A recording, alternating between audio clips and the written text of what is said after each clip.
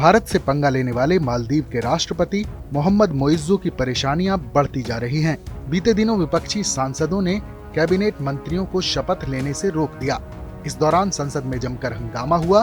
दोनों तरफ से जमकर लात घूंसे चले, यहाँ तक कि स्पीकर के साथ भी अभद्रता हुई और अब विपक्ष मोइज्जू को कुर्सी से हटाने की तैयारी में है। बताया जा रहा है कि विपक्षी दल मालदीवियन डेमोक्रेटिक पार्टी और द डेमोक्रेट्स ने महाभियोग प्रस्ताव के जरिए मोइज्जू को हटाने का फैसला किया है। ये दोनों पार्टियां अब सांसदों को जुटा रही हैं ताकि संसद में प्रस्ताव लाया जा सके, यानी चीन के पिछलग्गू मोइज्जू की कुर्सी खतरे में है। हालिया घटना और महाभियोग को लेकर चीन समेत कई देशों की नजर मालदीव के राजनीतिक घटनाक्रम पर बनी हुई है।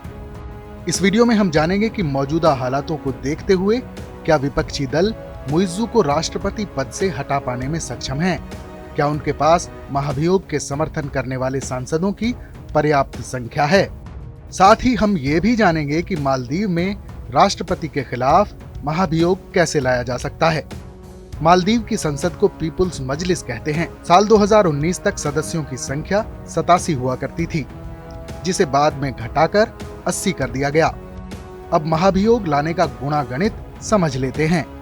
विपक्षी दल एमडीपी के पास 43 सांसद और द डेमोक्रेट के पास 13 सांसद हैं, यानी विपक्ष के पास कुल 56 सांसद हैं। मालदीव के संविधान के मुताबिक राष्ट्रपति के खिलाफ महाभियोग लाने के लिए 2/3 यानी 54 सदस्यों के समर्थन की जरूरत है। इस लिहाज से विपक्ष के पास पर्याप्त संख्या बल है। लेकिन यहाँ एक बड़ा ट्विस्ट सामने आया है।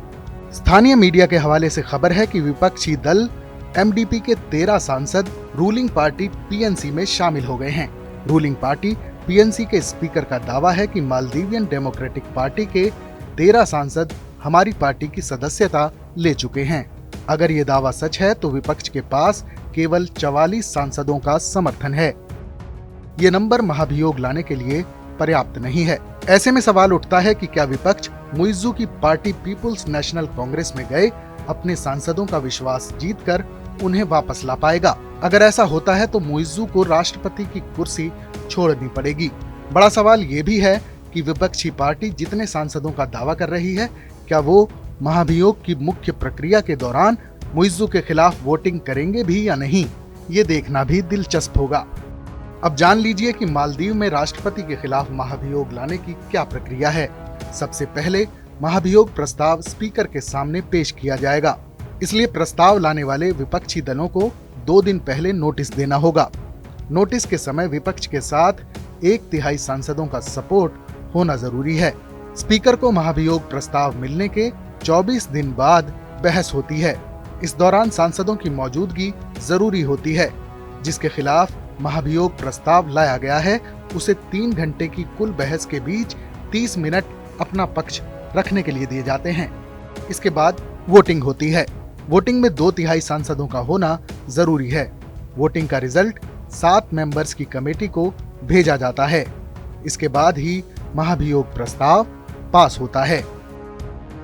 अब बात करें चीन समर्थक मोहम्मद मोइज्जू की, तो 17 नवंबर 2013 को राष्ट्रपति बनते ही इंडिया आउट का नारा देकर अपनी मंशा जता दी थी कि वो क्या चाहते हैं। दिसंबर में उनके मंत्री भारत के खिलाफ शर्मनाक टिप्पणी करते हैं। भारतीयों के विरोध को देखते हुए मोइज्जू दोषी मंत्रियों पर कार्रवाई तो करते हैं, लेकिन ये भी कहते हैं कि हम भले ही छोटे देश हों, लेकिन हमें बुली करने का लाइसेंस किसी को नहीं है। जनवरी के पहले हफ्ते में मोइज्जू चीन की राजकीय यात्रा पर जाते हैं। बीजिंग में जिनपिंग से मुलाकात होती है। बीजिंग से लौटते ही मोइज्जू प्रेस कॉन्फ्रेंस करते हैं और बताते हैं कि चीन से लोन की अवधि बढ़ाने पर बात हुई है। साथ ही पर्यटन क्षेत्र में भी चीन ने मदद का आश्वासन दिया है। मोइज्जू अब खुलकर भारत के खिलाफ आ जाते हैं और 15 मार्च तक भारतीय सैनिकों को मालदीव छोड़ने का अल्टीमेटम देते हैं। लेकिन चीन के पिट्ठू मोइज्जू ये भूल जाते हैं कि भारत हमेशा से ही मालदीव का मददगार रहा है, चाहे वो जल संकट दूर करना हो या कोविड के दौरान वैक्सीन और जरूरी दवाओं की खेप पहुंचाना। भारतीय कंपनियां मालदीव में इंफ्रास्ट्रक्चर डेवलपमेंट कर रही हैं, जबकि इंडियन आर्मी और टीचर्स मालदीव की सिक्योरिटी और एजुकेशन सिस्टम संभाले हुए हैं।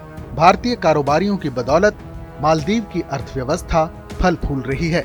अगर भारतीय पर्यटकों ने मालदीव का बायकॉट कर दिया तो मालदीव की इकोनॉमी चौपट हो जाएगी।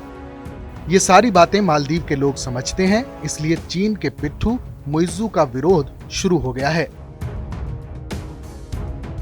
जनवरी के दूसरे हफ्ते में राजधानी माले में मेयर पद के लिए चुनाव हुआ, जिसमें मुइज्जू की पार्टी पीएनसी को शिकस्त मिली, जबकि भारत समर्थक पूर्व राष्ट्रपति इब्राहिम सालेह की पार्टी ने जीत दर्ज की।